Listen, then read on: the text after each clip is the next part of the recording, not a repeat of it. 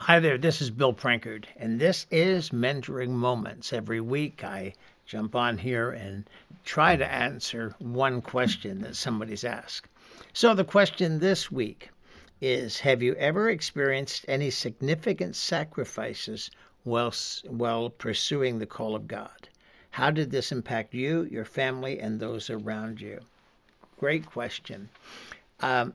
Many times you see ministry families, marriages end, children become bitter, and because the ministry took their family or took their father away or mother away, and all of that. And in the early days, I was just so gung ho on, putting God first and reaching the world.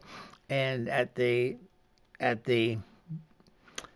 price of hurting my family and marriage, and we had to learn. I had to learn priorities, and that you put God first, but family comes next. Your marriage and family comes next, and then ministry, and nothing can violate that.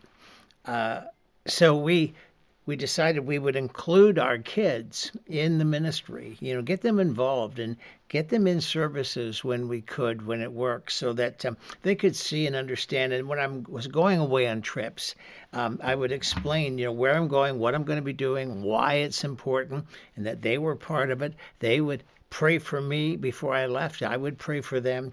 But then I would promise, when I come home, we're going to do some things, and we're going to have some special times. And because God said, when you're home, you're going to be the father and the husband, and when you're away, I can do better than you can at that. But the question about sacrifice, some people go on and on and on about all the sacrifices they make.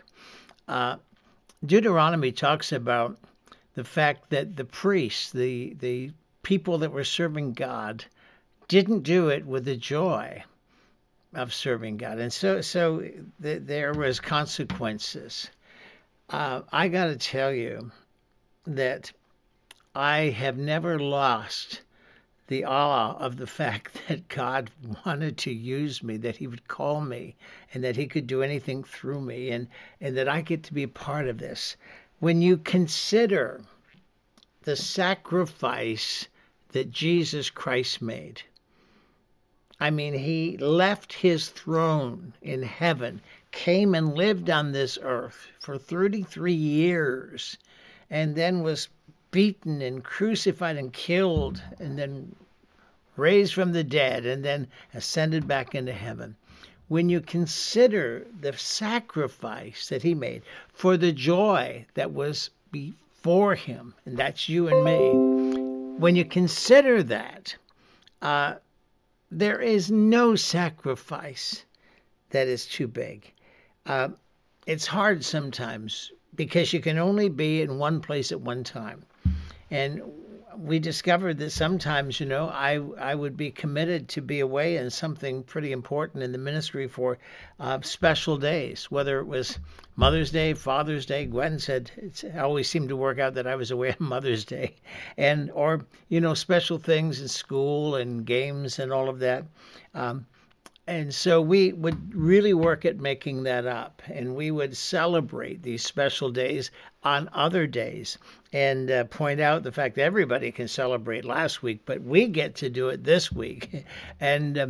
But so it's a privilege. It's an honor to be part. And I just think every day when I get up, God, thank you for letting me be part of what you're doing in the Arctic and across the nation and in people's lives. And I keep hearing testimonies of lives that have been changed. And I think there's no price you could pay that could ever earn that or make you deserve it. So, I've experienced some things that I found hard to do because I could only be in one place at one time. I really don't believe that I've made many sacrifices. This is Bill Prankard, and this is Mentoring Moments.